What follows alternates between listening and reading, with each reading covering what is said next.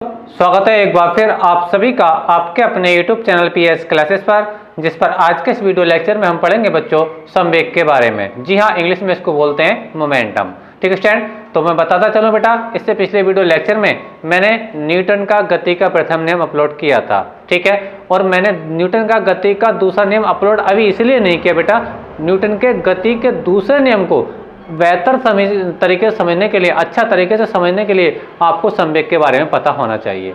क्योंकि बेटा अगर आप इसको बिना पढ़े, अगर आप न्यूटन का गति का दूसरा नियम पढ़ेंगे स्टूडेंट, ठीक है, तो आपको समझने में दिक्कत आ सकती है। इसलिए मैं ये कर रहा हूँ कि न्यूटन के गति के नियम से, न्यूटन के गति के दूसरे नियम से संबंधित जो इंपॉर्टेंट टर्म्स है, जिसको हम आज पढ़ने वाले हैं संवेग, पहले मैं उसको समझाऊंगा, और जब एक बार इसको समझ जाएंगे तो न्यूटन के गति के नियम को, द्वितीय नियम को समझने कहीं भी कोई प्रॉब्लम नहीं आएगी स्टूडेंट। ठीक है, तो आप समझ होंगे मेरी बात को मैं क्या कहना चाह रहा हूँ। मैंने न्यूटन का गति का दूसरा नियम अभी अपलोड इसलिए नहीं किया क्योंकि उससे रिलेटिव जो एक टर्म्स है संवेग, पहले आप इसको अच्छे से समझे बेटा, क्योंकि इसी का यूज आपको वहाँ पे न्यूटन की गति के दूसरे नियम में देखने मिलेगा। ठीक है, चलिए बात करते हैं कि संवेग होता क्या है। सिंपली अगर मैं बात करूं बेटा संवेग की परिभाषा की, ठीक है, तो संवेग की परिभाषा बेटा ये है, किसी वस्तु या कण के द्रव्यमान, बात समझ में आ रही है, किसी वस्तु या कण कुछ भी हो सकता है के द्रव्यमान तथा उसके वेग के गुणनफल को, उसके वेग के गुणनफल को क्या कहते हैं बेटा, संवेग कहते हैं। उम्मीद है कि मेरा तो आपको समझ में आ रही होगी, मैं आपको समझा रहा हूँ। देखिए मान लीजिए कि मेरे हाथ में कोई बॉल है, ठीक है, मेरे हाथ में कोई बॉल है, उसका अपना कोई वजन होगा, उसका अपना कोई द्रव्यमान होगा। अगर मैं उसको सरल रेखा में किसी सड़क पर फेंक दूं, ठीक है, तो किसी न किसी वेग से गति करेगी। तो गेंद के द्रव्यमान, ठीक है, गेंद के द्रव्यमान और जो जिस वेग से वो गति कर रही है वो वेग, ठीक है, इन दोनों का जो प्रोडक्ट होगा अर्थात जो गुणनफल होगा वही क्या कहलाएगा, गेंद का संवेग कहलाएगा।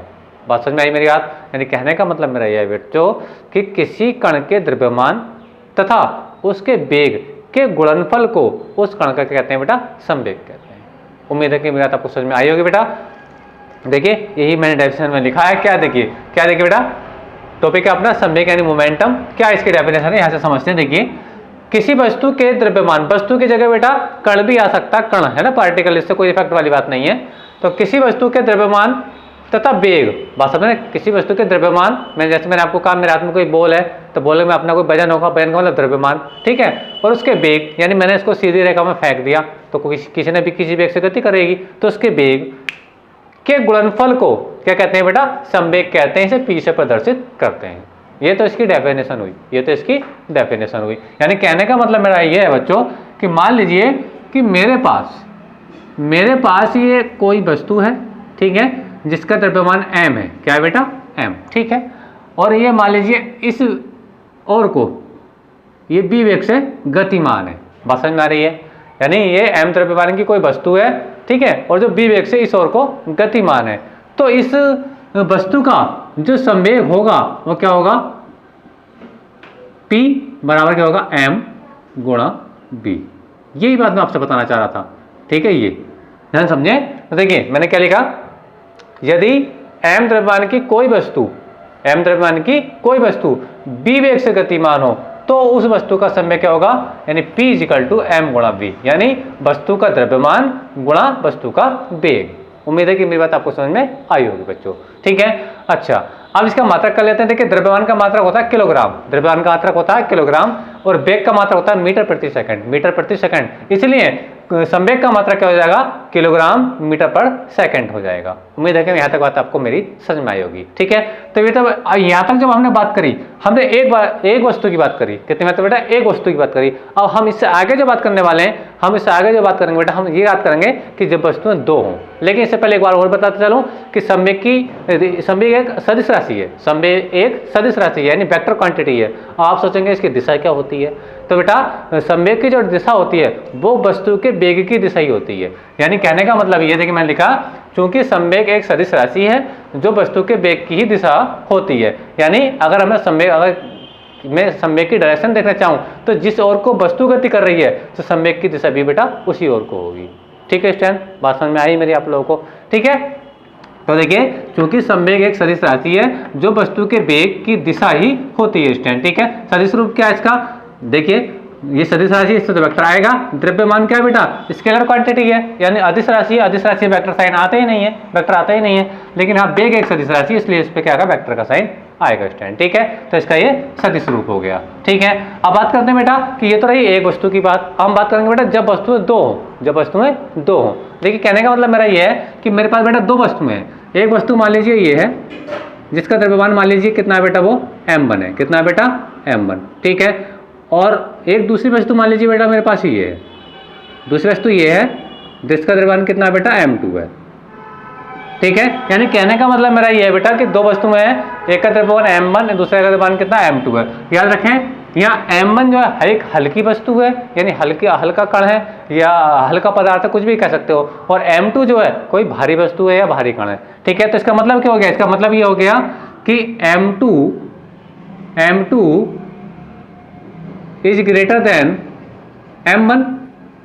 उम्मीद है कि मेरा आपको समझ में आ रही होगी, यानी m2 बड़ा होगा किससे, m1 से। ठीक है, और मान लीजिए ये तो बात आपको बहन की बता दी मैंने, दो कण मेरे पास हैं जिनके द्रव्यमान m1 और m2 है। ठीक है, और m2 ज्यादा है किससे, m1 से। ये भी बात आपको समझ में आ गई। ठीक है, मान लीजिए कि ये समान वेग, किस वेग से बेटा, समान वेग से, यानी ये भी v वेग से गतिमान है इस ओर को, और मान लीजिए ये भी v वेग से गतिमान है इस ओर को।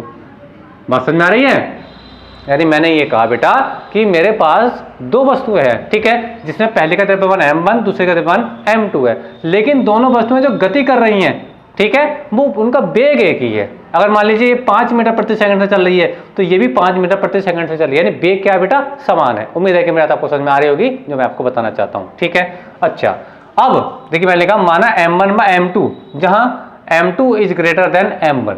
ठीक है, अच्छा कि वस्तुएं एक समान वेग v, मैंने बताया ना दोनों वस्तुओं का जो वेग है वो एक समान है, द्रव्यमान क्या अलग अलग है। ठीक है, यानी वस्तु ये हल्की वस्तु, ये भारी वस्तु है। ठीक है, एक समान वेग v से गतिशील है, और ठीक है, और उनके संवेग का मतलब p1 व p2 है। उनके जो संवेग है, यानी इसका जो संवेग है वो क्या बेटा, p1 है, इसका संवेग बेटा कितना, p1 है, इसका जो संवेग है वो कितना बेटा, p2 है। ठीक है, अच्छा तब अगर मैं इसको रेशियो में लिखना चाहूँ, अनुपात में लिखना चाहूँ, तो p1/p2, p1/p2। अब देखिए p1/p2, तो p1 होता है क्या, mb, p होता है mb और m/b होता है स्टूडेंट। ठीक है, तो p1 वाली कंडीशन के लिए क्या हो जाएगा, m1 भी आ जाएगा, यानी m1 आ जाएगा, यानी इसका इस कण का जो संवेग आएगा, इस वाले कण का जो संवेग आएगा बेटा वो कितना आएगा, इसका आएगा m1 और ये b, तो m1 भी हो जाएगा। इसी प्रकार इसका जो संवेग आएगा वो कितना आएगा बेटा, इसका संवेग यानी p2 का जो मान आएगा बेटा वो आएगा आपका m2 और ये b। ठीक है, क्योंकि b दोनों मैंने बताया वेग समान है, वेग दोनों का क्या बेटा, समान है। ठीक है, तो यहाँ पे हो जाएगा पहले कण का संवेग होगा m1b, दूसरे हो जाएगा m2b। देखिए b से भी यहाँ से कैंसिल आउट हो जाएगा स्टैंड, तो यहाँ से बचेगा p1/p2 बराबर हो जाएगा m1/m2। उम्मीद है कि मेरी बात आपको समझ में आई होगी। देखिए एक बार फिर समझें कि मैंने दो वस्तुएं ली जिनके द्रव्यमान m1 और m2 है। ठीक है, और वो एक समान वेग से गतिमान है, वेग उनका आगे पीछे नहीं, ये बिल्कुल एक समान वेग से चल रही है स्टैंड। ठीक है, अच्छा तो हम इनके संवेग का अनुपात देखें तो p1/p2 इक्वल टू, देखो p1 का मान क्या हो जाएगा इसके सूत्र के अनुसार, m1b हो जाएगा, और p2 का मान क्या हो जाएगा, m2b, b से भी कैंसिल आउट हो जाएगा, तो मुझे फाइनली क्या मिलेगा, p1/p2 बराबर मिलेगा मुझे m1/m2। अब ये बात अभी हम पहले ही बता चुके हैं बेटा कि m2 बड़ा है m1, यानी इस वाले पिंड का, यानी इस वाले कण का या इस वाली वस्तु का द्रव्यमान ज्यादा है, m2 बड़ा है किससे, m1 से।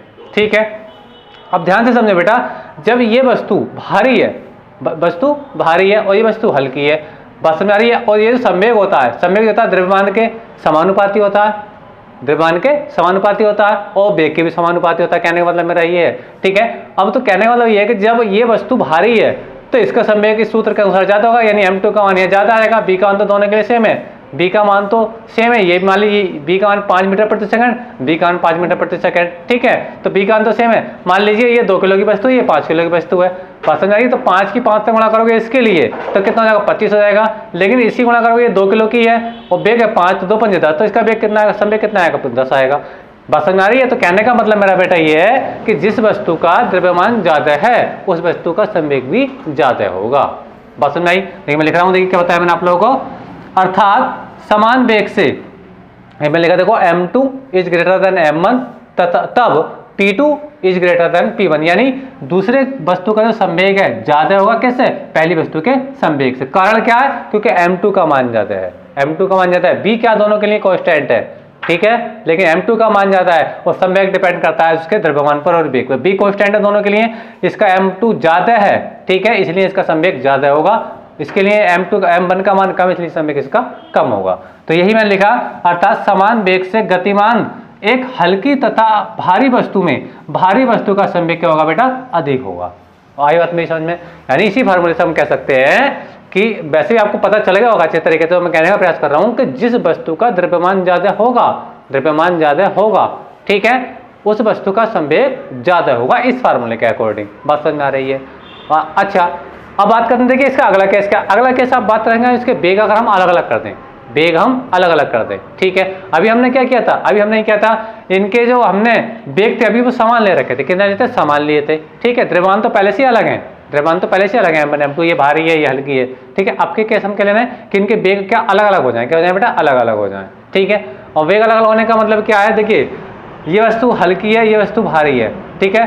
तो बात समझ आ रही है कि जो हल्की वस्तु है इसका वेग ज्यादा होगा, इसका वेग ज्यादा होगा। आइए देखिए इसको प्रूव करते हैं अभी। ये देखिए, यदि दोनों वस्तुएं भिन्न भिन्न वेगों से, यदि दोनों वस्तुएं भिन्न भिन्न वेगों से, यानी अब इसका वेग मैंने कर दिया v1, इसका वेग कर दिया v1, इसका वेग कर दिया मैंने v2, ठीक है स्टूडेंट। तो देखिए यदि दोनों वस्तुएं भिन्न भिन्न वेगों v1 व v2 से गतिशील हों और उनके संवेग आपस में बराबर हों, संवेग आपस में बराबर हों, अंडरस्टैंड। देखिए ये एग्जैक्ट होगा नहीं, यदि ऐसा हो तो क्या चल रही है, बात समझ आ रही है। यानी इनके संवेग वैसे एग्जैक्ट बराबर नहीं होंगे, लेकिन कहा यदि बराबर हों तो, है ना। देखिए फिर समझो, यदि दोनों वस्तुएं भिन्न भिन्न वेगों v1 व v2 से गतिशील हों, जैसे कि आप देख रहे हैं स्टैंड, और उनके संवेग p1 व p2 समान हो, ठीक है, रियल में होंगे नहीं लेकिन हो तो क्या होगा, देखिए तब, ठीक है। तो देखिए मैंने क्या संवेग क्या हो, समान हो यानी बराबर हो, तो मैंने क्या निकाला, इनको इक्वल रख लिया, इनके क्या इक्वल रख लिया, और यहाँ पे मैंने 1/, इन दोनों का अनुपात में लिखा था स्टैंड, ठीक है। अच्छा, तो देखिए p1 बराबर p2, क्योंकि मैंने इनको समान माना है, ठीक है। अच्छा, तो p1 का मान क्या हो जाएगा, इस सूत्र के अनुसार क्या हो जाएगा, m1 v1 हो जाएगा, इसका क्या हो जाएगा, लास्ट वाले केस में m2 v2 हो जाएगा। देखिए तो आपने देखा ये हो जाएगा m1 v1, हो जाएगा m2 v2 हो जाएगा, ठीक है स्टैंड। अच्छा, अब ध्यान समझे बेटा, ये v1 है, v1 इसे v2 को मैं लेगा हूँ तो इसका अपॉन में आ जाएगा, ठीक है, यानी ये जाएगा v1 अपॉन v2, ये m2 ऑलरेडी है और ये जैसे m1 जाएगा तो इसके अपॉन में आ जाएगा, ठीक है। यानी इधर क्या होगा कि v1 जो m2 के साथ गुणा में था वो इसके साथ भाग में आ गया, और v1 के साथ m1 जो गुणा में था वो इसके साथ भाग में चला गया। अब फिर से वही केस कि m2 अधिक है, m2 अधिक है किससे, m1 से, यानी इसका द्रव्यमान ज्यादा है इससे, तब अब समझो मेरी बात को, m2 का द्रव्यमान देख मैं लिखा, परंतु m2 is greater than m1, ठीक है। यानी m2 यानी ये वाली वस्तु भारी है, ये वाली वस्तु हल्की है, यानी m2 का मान ज्यादा है m1 से, ठीक है, तब v1 ज्यादा होगा v2 से। मैंने कहा ना कि जो हल्की वस्तु होगी उसका वेग ज्यादा होगा, बस समझ आ रही है। मान लीजिए दो वस्तुएं मेरे पास है और मैंने बराबर न्यूटन का बल लगा दिया किसी दो वस्तुओं पर, ठीक है। जो अब जब मैंने बराबर न्यूटन का बल लगाया, ठीक है, तो जो वस्तु हल्की है वो ज्यादा तेजी से जाएगी, जो वस्तु भारी है वो कम तेजी से जाएगी, बस समझ आ रही है, यानी इसका वेग कम होगा। उम्मीद है कि मेरे आपको समझ में आ रही होगी कि मेरे पास मान लीजिए ये दो वस्तुएं मेरे पास हैं, ये दोनों, अगर मैं दोनों पर समान परिमाण का बल लगा दूं, मान लीजिए मैंने 10 न्यूटन का बल लगा दिया, तो 10 न्यूटन के बल से ये बहुत फास्ट जाएगी, यानी इसका वेग ज्यादा होगा, और ये वस्तु भारी है तो ये इसका वेग क्या होगा बेटा, कम होगा। बस समझ में आ रही है मेरी बात। यही जो फंडा है, यही फंडा आपको न्यूटन के दूसरे नियम में पढ़ना है स्टूडेंट, ठीक है, बात समझ में आ रही है। तो इन बातों को हमेशा याद रखना कि जो वस्तु हल्की होगी उसका वेग ज्यादा होगा, ठीक है, बात समझ में आ रही है, और जो वस्तु भारी होगी उसका उसका संवेग ज्यादा होगा। तो मैंने लिखा, देखिए अर्थात एक भारी तथा एक हल्की वस्तु के संवेग बराबर हो, क्या हो बेटा, संवेग बराबर हो तब हल्की वस्तु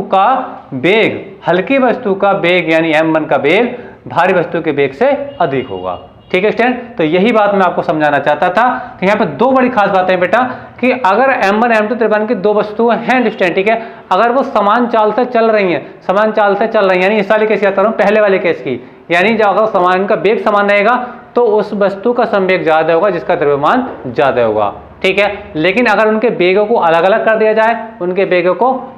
दिया जाए, स्टैंड, तो जिस वस्तु का द्रव्यमान कम होगा, अर्थात जो वह हल्की वस्तु होगी उसका वेग ज्यादा होगा, और जो वस्तु भारी होगी उसका वेग कम होगा।